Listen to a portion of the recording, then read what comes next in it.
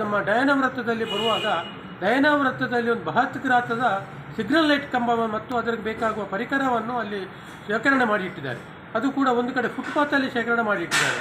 ಅದು ಅಲ್ಲದೆ ಅದರಲ್ಲಿ ದೊಡ್ಡ ದೊಡ್ಡ ಸರಳುಗಳು, ಕಡ್ಡಿಯಂತರ ಸರಳುಗಳು ಒಂದು ಇದ್ದ ಕಾರಣ ಜನರಿಗೆ ಬಹಳಷ್ಟು ತೊಂದರೆ ಆಗುವಂಥದ್ದಿದೆ.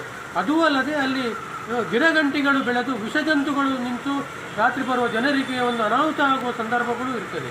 ಅದೂ ಅಲ್ಲದೆ ಆ ಪೈಪುವಿನ ಒಳಗಡೆ ಶೇಖರಣೆ ಒಂದು ತ್ಯಾಜ್ಯ ಏನು ಶೇಖರಣೆ ಕಸದ ತೊಟ್ಟಿಯಾಗಿ ಒಳಗಡೆ ಶೇಖರಣೆ ಮಾಡಿಟ್ಟಿದ್ದಾರೆ. ಹಸಿ ಕಸ, ಒಣ ಕಸ ಅಂತೇಳಿ ಈಗಾಗಲೇ ಹೇಳುವ ನಗರಸಭೆ ಅದರ ಒಳಗೆ ಶೇಖರಣೆ ಮಾಡಿಟ್ಟಿದ್ದಾರೆ. ಆ ಶೇಖರಣೆ ಮಾಡುವ ಈ ಸಂದರ್ಭದಲ್ಲಿ ಅದರಲ್ಲಿ ಸೊಳ್ಳೆ ಉತ್ಪತ್ತಿಯಾಗಿ ಜನರಿಗೆ ಕಚ್ಚಿ ಅದು ಜನರಿಗೆ ರೋಗ ಬರುವಂಥ ನಿರೀಕ್ಷೆಗಳು ಬಹಳಷ್ಟಿದೆ.